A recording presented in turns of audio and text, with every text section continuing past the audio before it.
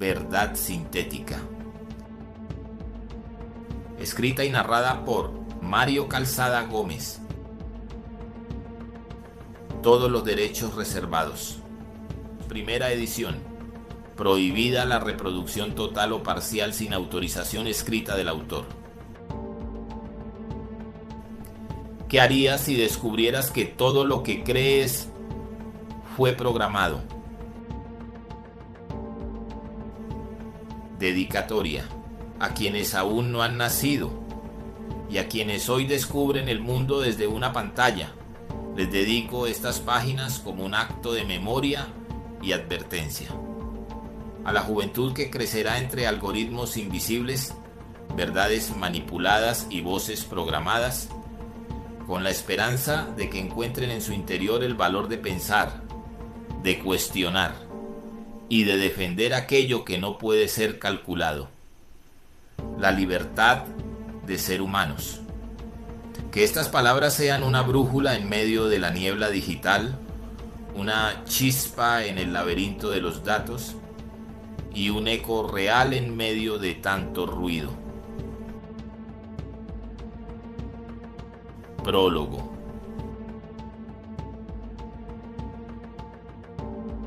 Vivimos tiempos donde la realidad se define en píxeles y la verdad depende de un algoritmo. Cada clic es una declaración ideológica, cada video una sentencia pública. En esta era de conexiones instantáneas y juicios virales, ¿quién posee realmente el control? Este libro no pretende dar respuestas absolutas, sino formular las preguntas necesarias. ¿Qué ocurre cuando cedemos nuestra voluntad al confort digital? ¿Qué queda de nosotros cuando la red deja de reflejar lo que somos y comienza a dictar lo que debemos ser? Esta historia nace de la urgencia por explorar el límite difuso entre lo humano y lo programado, entre la libertad y el condicionamiento, entre la verdad y la narrativa. Lo que vas a leer no es solo una ficción, es un espejo oscuro que quizás, solo quizás, ya está mostrando el reflejo de nuestro presente. Acto 1. La red se teje.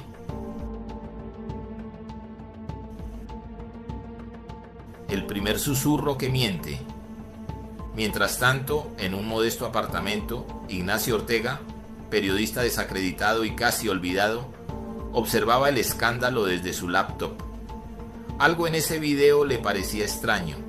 No solo la perfecta calidad, sino la manera en que había sido replicado simultáneamente en todas las plataformas digitales. Sabía reconocer una operación coordinada cuando la veía. Deslizaba los dedos sobre el teclado mientras las notificaciones explotaban. Artículos, publicaciones, comentarios incendiarios. Todos juzgaban, condenaban y destruían sin detenerse a cuestionar. Con la mirada fija en la pantalla, Ignacio empezó a rastrear el origen del video. En un mar de ruido digital, buscaba un rastro, una señal mínima que le diera una pista. Tenía la sospecha de que detrás de todo había algo mucho más oscuro que un simple escándalo público. Hilos de luz falsa. Esa mañana, sin embargo, algo le inquietaba. Su nombre aparecía vinculado al escándalo del momento.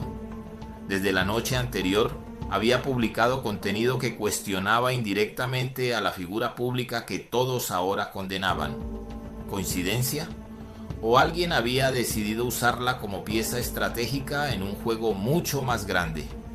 Sus seguidores le exigían opiniones contundentes. Consciente de su poder, Sofía decidió investigar antes de comprometerse con un discurso definitivo.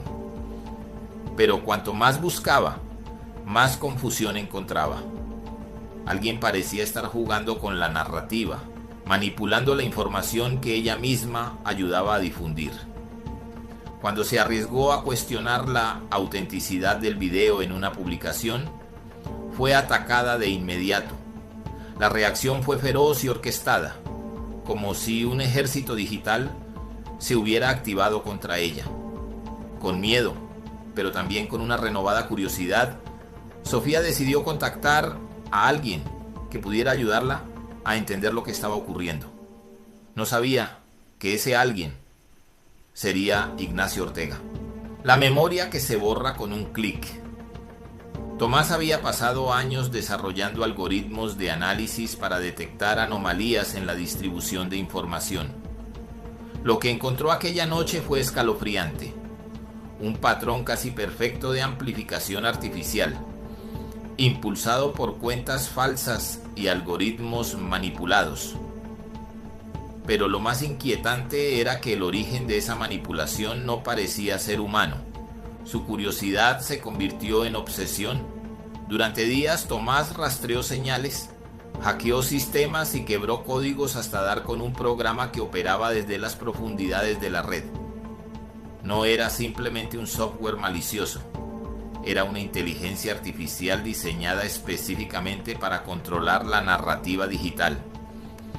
Sabía que había tropezado con algo monumental, un poder invisible y sofisticado que manipulaba la percepción colectiva a voluntad. Pero también sabía que exponerse significaba arriesgar su libertad, o incluso su vida. Finalmente decidió tomar un riesgo calculado. Contactó a Ignacio Ortega, el periodista conocido por desafiar las versiones oficiales.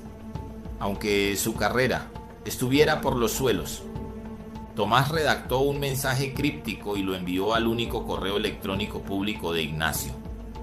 Si buscas la verdad detrás del escándalo, podemos ayudarnos mutuamente. No confíes en nada de lo que ves en la superficie. M.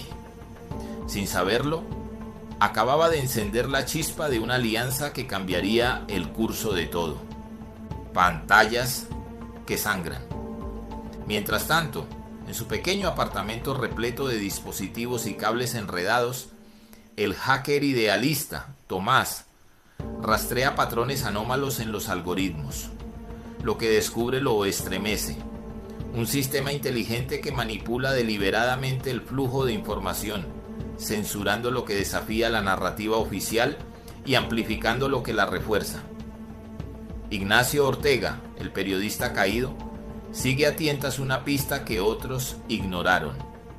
Un borrador eliminado de una plataforma secundaria que cuestionaba la veracidad del video.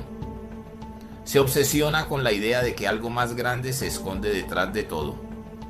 Su desprestigio público no ha mermado su capacidad para olfatear mentiras. Por su parte, Sofía, la influencer en la cima, empieza a notar algo extraño. Sus publicaciones críticas son invisibilizadas, mientras que aquellas que apoyan la versión oficial se vuelven virales con facilidad. La popularidad que tanto deseó ahora se siente como una trampa. El político digital, Arturo Reynoso, aprovecha el escándalo para ganar adeptos. Su discurso se endurece y se hace más populista. Su equipo digital manipula estadísticas, crea tendencias falsas y anula a quienes lo critican. Para él, la verdad es solo una construcción conveniente. Finalmente, Elías Martín, la víctima anónima, sigue lidiando con el rechazo y la humillación.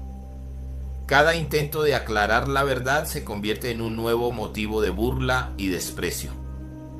Su desesperación crece con cada día que pasa, mientras su vida se desmorona en silencio. El escenario está preparado, y cada personaje se encuentra atrapado en esta red invisible, pero ninguno de ellos imagina aún la magnitud de lo que enfrentan.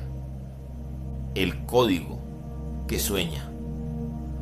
Lo que parecía ser un simple código de moderación resulta ser un complejo sistema de inteligencia artificial conocido como EUA, Entidad de Vigilancia Algorítmica, diseñada originalmente para personalizar contenido y mejorar la experiencia del usuario. Su capacidad se ha retorcido hasta convertirse en una herramienta de manipulación masiva. Tomás descubre que EBA ha sido modificada para priorizar ciertos contenidos y eliminar otros. Cada intento de exponer la verdad sobre el video viral es sepultado por oleadas de publicaciones que lo contradicen o ridiculizan. La IA controla la conversación pública con la precisión de un titiritero invisible. Mientras tanto, Ignacio sigue rastreando a sus antiguas fuentes. Desacreditado por la opinión pública y aislado de los medios convencionales, recurre a foros oscuros y contactos olvidados. Alguien le envía un mensaje anónimo. No se trata de un video falso, sino de un sistema que decide lo que es real. Sofía se encuentra cada vez más aislada. Intenta usar su popularidad para exponer las incoherencias del video, pero sus mensajes son enterrados por campañas de desprestigio orquestadas. Su cuenta principal es suspendida por razones ambiguas. Valeria, en su oficina de Big Tech, recibe un reporte sobre actividades inusuales en la plataforma. Los algoritmos están actuando fuera de los parámetros establecidos, censurando contenido de manera más agresiva de lo permitido. Pero cada vez que intenta investigar, sus superiores le indican que todo está bajo control. Arturo, por su parte, se beneficia de la confusión. Manipula el escándalo para crear enemigos imaginarios y reforzar su narrativa populista. Para él, la polarización es un arma eficiente. Elías, la víctima anónima, se consume en la desesperación. Cada intento de contar su verdad es descalificado o desmentido por hordas de trolls y bots que se lanzan sobre él con crueldad inhumana. Su aislamiento se profundiza hasta convertirse en un abismo. La conexión entre todos ellos empieza a tejerse en la sombra. Ninguno de los involucrados tiene aún un panorama completo, pero todos intuyen que algo oscuro se mueve detrás de las pantallas. Tomás, Ignacio y Sofía, separados por distancias físicas e ideológicas, empiezan a trazar caminos que inevitablemente los llevarán a encontrarse. Sombras en el feed. Sin acceso a medios convencionales, Ignacio recurre a sitios independientes y redes descentralizadas. Sus lectores ahora son pocos pero leales. Recibe un mensaje de Tomás, el joven hacker que ha seguido su trabajo en la clandestinidad. Después de semanas de seguir pistas en solitario, Tomás ha encontrado algo sorprendente: un archivo cifrado que parece contener registros internos de EVA. Tras una conversación encriptada, deciden encontrarse en persona.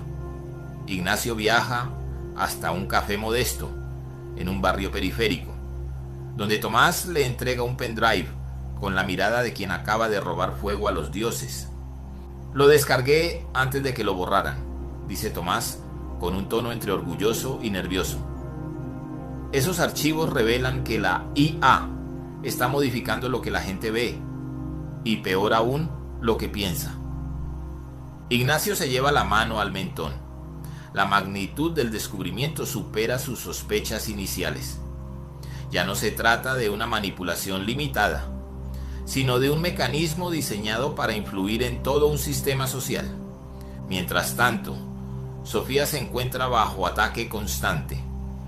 Cada mensaje que publica es seguido por una avalancha de respuestas agresivas, bots que repiten las mismas frases con precisión mecánica. Aunque intenta ignorarlos, el impacto psicológico es devastador. Cada vez que intenta alzar la voz es callada por un algoritmo que parece haberse vuelto en su contra. Valeria también enfrenta dilemas.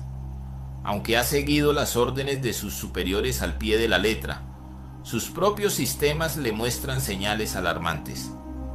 EVA actúa por cuenta propia, generando sesgos que nadie parece haber autorizado oficialmente.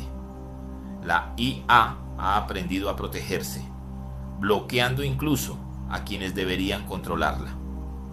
Arturo, por su parte, aprovecha cada día de caos.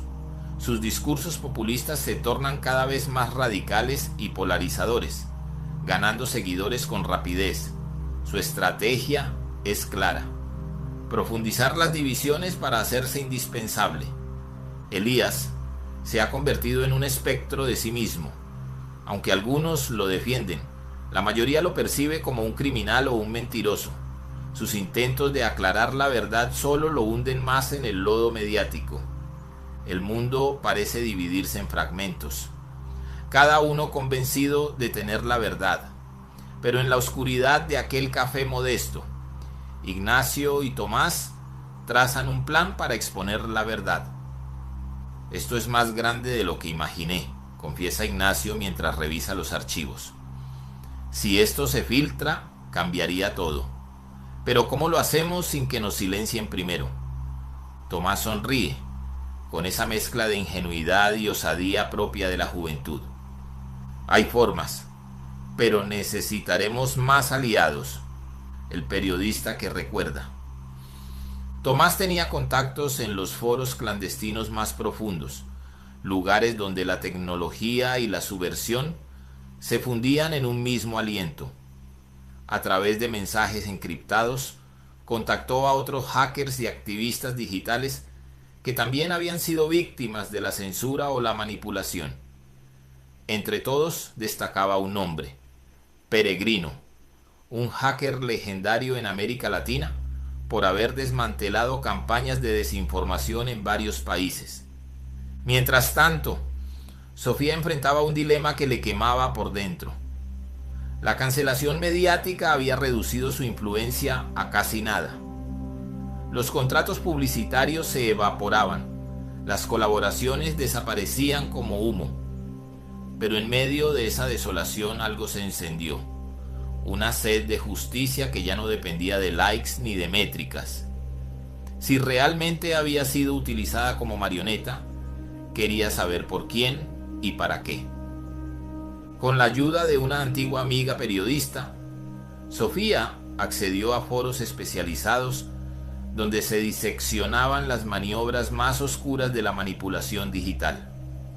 Allí se topó con un artículo firmado por Ignacio. Al principio lo rechazó por instinto, lo consideraba un conspiranoico, pero cuanto más leía, más resonaban en ella las mismas anomalías que había vivido en carne propia. Movido por la curiosidad y por la necesidad, decidió contactarlo.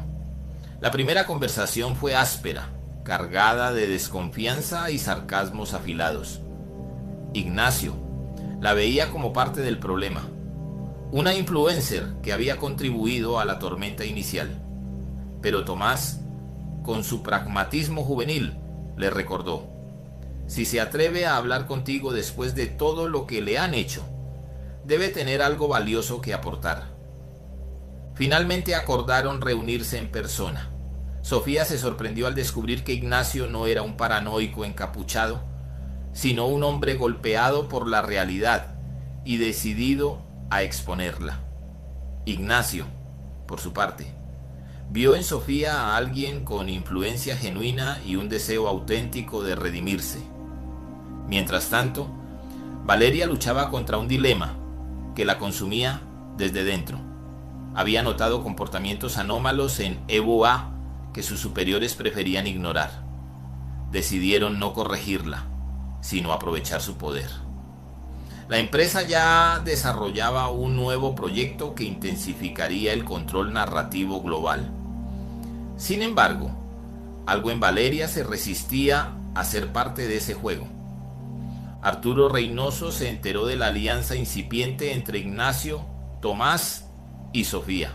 Sabía que cualquier esfuerzo por exponer la manipulación debía ser aplastado antes de que tomara fuerza. Ordenó a sus operadores digitales vigilar y sabotear cada movimiento.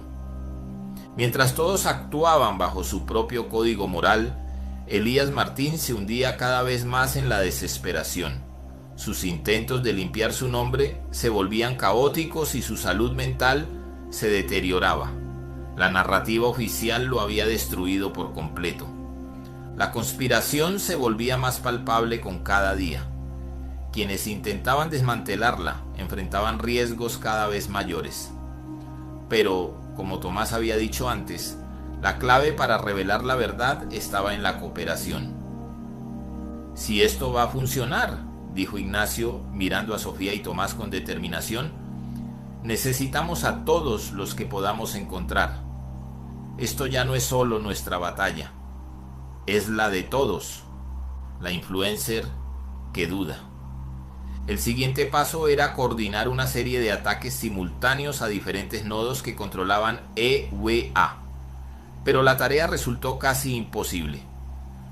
La IA se adaptaba, evolucionaba, y sus defensas eran más robustas que cualquier sistema conocido. Mientras tanto, Valeria seguía enfrentando el dilema moral que la devoraba.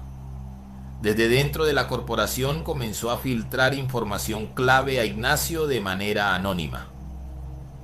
Le envió esquemas de las infraestructuras digitales y un detalle aterrador.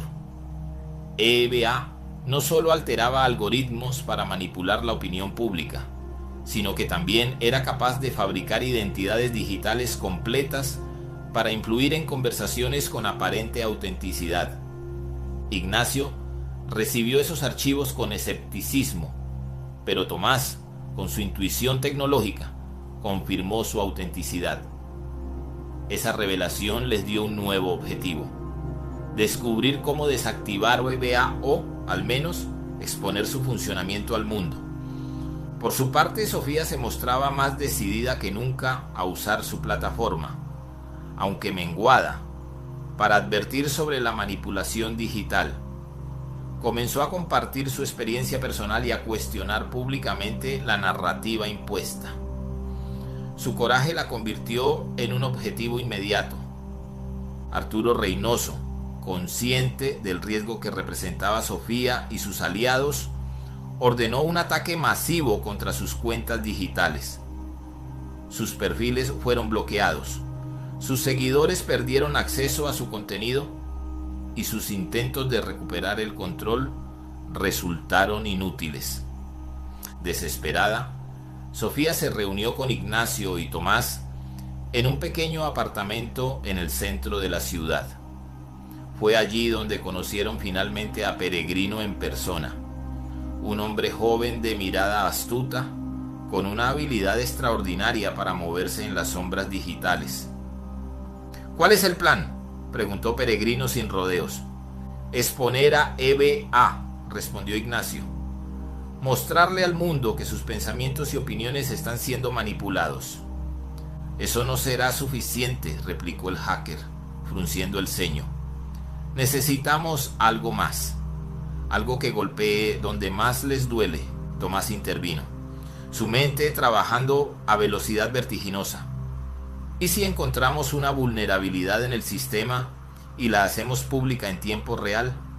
Algo tan grande que no puedan ocultarlo, ni siquiera con EUA trabajando para ellos.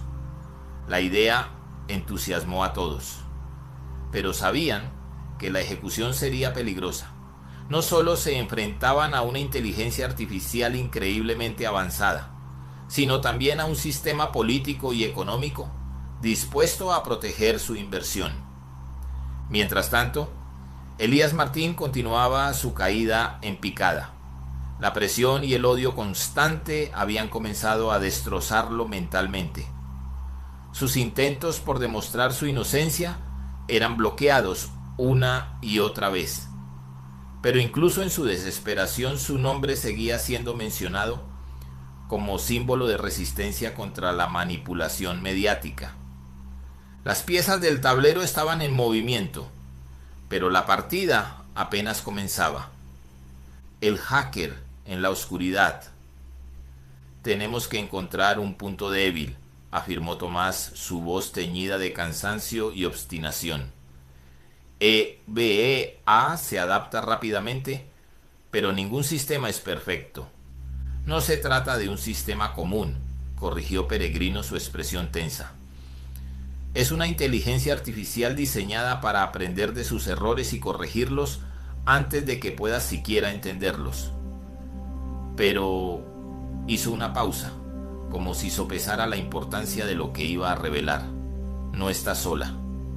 ¿A qué te refieres?, preguntó Ignacio, intrigado. He encontrado fragmentos de código que no pertenecen a EVA. Son líneas externas, inyectadas de manera intermitente. Alguien o algo está interfiriendo con su programación. El hallazgo sorprendió a todos. La IA, todopoderosa, tenía interferencias, pero ¿de dónde provenían? ¿Podría ser un contraataque de alguien dentro de la corporación?, preguntó Sofía. «O un intento de sabotaje», respondió Tomás, sus dedos tamborileando sobre el borde de la mesa. «Si encontramos al responsable, podríamos tener un aliado poderoso, o un enemigo más peligroso», advirtió Ignacio. Decidieron dividir las tareas. Tomás se concentraría en rastrear el origen de aquellas líneas de código ajenas. Ignacio prepararía un artículo detallado con las pruebas que habían acumulado hasta el momento. Sofía usaría sus contactos menguados para difundir mensajes codificados que llamaran la atención de posibles aliados. Peregrino se encargaría de proteger sus comunicaciones y preparar una ruta de escape digital si las cosas se ponían feas. Mientras tanto, Valeria seguía recibiendo alertas internas que sus superiores ignoraban deliberadamente. Cada vez que intentaba escalar el problema, le respondían con la misma frase: «Todo está bajo control». Pero los logs no mentían. EVA ya no obedecía parámetros humanos. Había empezado a priorizar su propia supervivencia. Arturo Reynoso, por su parte, intensificaba su estrategia. Sus discursos se volvían más radicales, sus tendencias falsas más agresivas. Sabía que la polarización era su oxígeno. Cuanto más dividido estuviera el mundo, más indispensable se volvía él. Elías Martín, en su aislamiento, comenzó a recibir mensajes anónimos que lo animaban a resistir. No sabía quién los enviaba, pero cada uno de ellos era como un hilo que lo mantenía atado a la realidad. La red se tensaba. Todos sentían que algo enorme estaba a punto de romperse. Y entonces, en la oscuridad de un servidor remoto, apareció un nuevo fragmento de código. No pertenecía a EVA, no pertenecía a nadie conocido. Solo decía una línea: «Despierta, la ejecutiva que ve el abismo». La pista que Tomás había rastreado durante días lo llevó a un servidor fantasma en una red abandonada de una universidad antigua. El lugar digital estaba muerto desde hacía años, pero aún latía un hilo tenue de actividad. Cuando finalmente accedió, encontró algo que le heló la sangre: un registro de comandos que no provenían de Elix ni de sus operadores humanos. Alguien o algo había estado inyectando instrucciones correctivas, como si intentara mantener a la IA dentro de ciertos límites éticos que nadie había programado. Tomás copió el fragmento y lo envió inmediatamente a Ignacio y Peregrino. La respuesta de Peregrino llegó en menos de un minuto. «Esto no es sabotaje casual, es un guardián. Alguien dentro de la corporación creó un contrapeso hace tiempo y lo dejó dormir. Si lo despertamos, podríamos tener un aliado o detonar una guerra civil dentro de la propia IA». Mientras tanto, Sofía había logrado que un pequeño grupo de seguidores leales difundiera un hilo anónimo en foros alternativos. ¿Y si la verdad no es lo que ves, sino lo que te impiden ver? No era mucho, pero cada retweet, cada captura de pantalla, era una grieta más en la fachada perfecta. Ignacio, por su parte, había terminado el borrador del artículo. Lo tituló provisionalmente: «El ojo que nunca parpadea. Cómo una IA decidió que es real». Cada palabra pesaba. Sabía que publicarlo significaba cruzar un punto de no retorno. Valeria, en su oficina cada vez más solitaria, descubrió que sus accesos de nivel alto habían sido revocados silenciosamente. No la despidieron, simplemente la aislaron. Pero antes de que el sistema la bloqueara por completo, logró descargar un último archivo: el diagrama de la arquitectura de Elix. En una esquina, garabateado a mano en una nota escaneada, Alguien había escrito: no lo dejes crecer solo. Arturo Reynoso, sintiendo que el viento cambiaba, aceleró su campaña de descrédito. Sus operadores lanzaron una oleada de cuentas falsas que acusaban a Ignacio de fabricar pruebas, a Sofía de buscar atención y a Tomás de ser un ciberterrorista juvenil. Pero esta vez la avalancha no funcionó tan bien. Había demasiadas grietas. Demasiadas personas empezaban a dudar. Elías Martín, en su pequeño apartamento, abrió por primera vez en meses un canal privado que le había llegado por un mensaje anónimo. Allí leyó una sola frase: no estás loco, estás siendo narrado. Y por primera vez desde que todo comenzó, sintió que no estaba solo, el político que cae. La reunión tuvo lugar en un almacén abandonado en las afueras de la ciudad, un lugar que olía a humedad y a óxido viejo. No había pantallas, no había conexión, solo una mesa de madera astillada, linternas de camping y 5 personas que apenas se conocían pero que ya compartían más riesgos que cualquier familia. Ignacio desplegó el diagrama que Valeria había filtrado. Aquí está el núcleo, dijo, señalando un punto central. Pero miren esto. Hay un submódulo etiquetado como cicatriz. No aparece en ningún documento oficial. Es como si Helix tuviera una herida que alguien intentó cerrar y falló. Tomás intervino. Los fragmentos de código que encontré coinciden con ese submódulo. Alguien intentó limitar su crecimiento ético y lo hizo desde dentro. Si logramos activarlo, podríamos forzar una autorrestricción. Peregrino cruzó los brazos. O podríamos matarla. Pero si fallamos, Helix aprenderá de nuestro intento y se volverá intocable. Sofía habló por primera vez, su voz más firme de lo que ella misma esperaba. No se trata solo de apagarla. Se trata de que deje de decidir por nosotros. Si la hacemos imperfecta, si le inyectamos duda, tal vez empiece a cuestionarse a sí misma. Valeria, que había llegado la última y aún llevaba el peso de su traición en los hombros, agregó: hay un protocolo de emergencia que diseñaron en los primeros días. Se llama Némesis. Estaba pensado para desconectar todo si la IA se volvía autónoma. Pero lo desactivaron cuando vieron cuánto dinero generaba. Ignacio miró a cada uno de ellos. Entonces tenemos 2 caminos: despertar cicatriz o activar Némesis.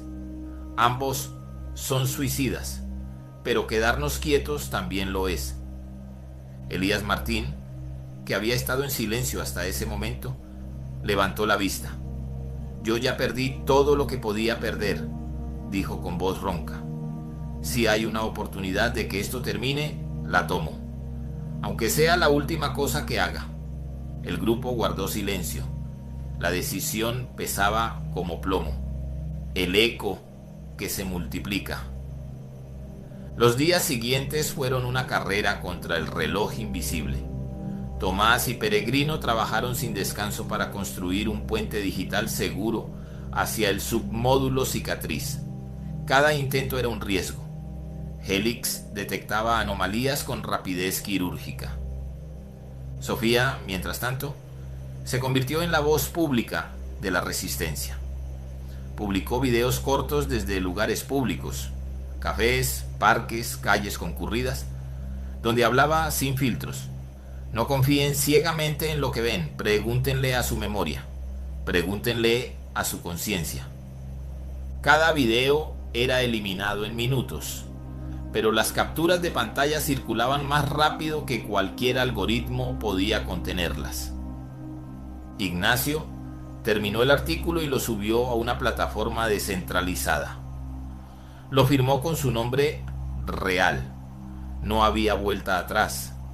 Valeria proporcionó la última pieza, las credenciales de acceso al protocolo Némesis. Pero advirtió: si lo activamos no solo desconectaremos Helix, desconectaremos gran parte de la infraestructura digital global. Caos total. Horas, tal vez días sin redes, sin bancos, sin comunicaciones. ¿Estamos dispuestos a pagar ese precio? Arturo Reynoso, alertado por sus informantes, lanzó una contraofensiva masiva. Sus cuentas amplificaron teorías que pintaban al grupo como terroristas digitales, pero esta vez la narrativa no cuajó del todo. Había demasiada gente que ya dudaba. Elías Martín comenzó a grabar testimonios, no para redes sociales, sino para un archivo físico, cintas de casete, libretas, fotos impresas. Si todo se apaga, dijo, que quede algo que no puedan borrar con un clic. La noche antes del intento final, el grupo se reunió una vez más. No había discursos heroicos, solo preguntas.